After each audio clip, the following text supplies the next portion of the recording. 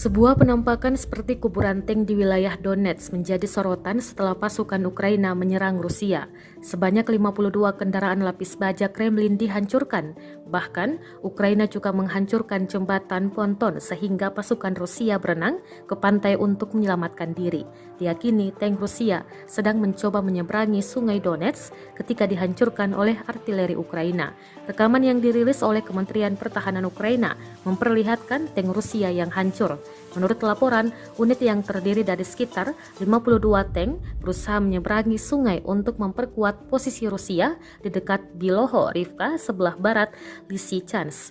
Rekaman itu juga menunjukkan jembatan ponton hancur yang diduga menjadi sasaran para pembela Ukraina untuk menjebak konvoi lapis baja dalam baku tembak. Menurut layanan informasi Ukraina, Informnapal, Rusia memulai upaya penyerangan pada 8 Mei mengangkut 2 kompi tentara dan 30 unit peralatan, termasuk tank, kendaraan tempur infanteri, dan pengangkut personel lapis baja.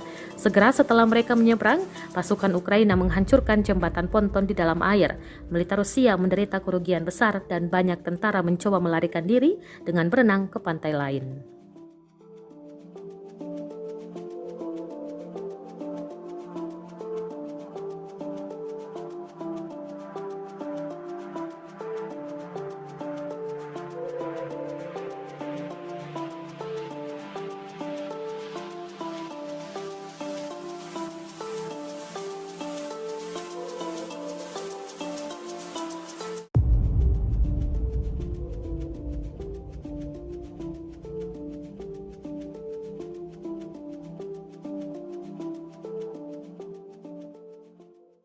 Terima kasih sudah nonton.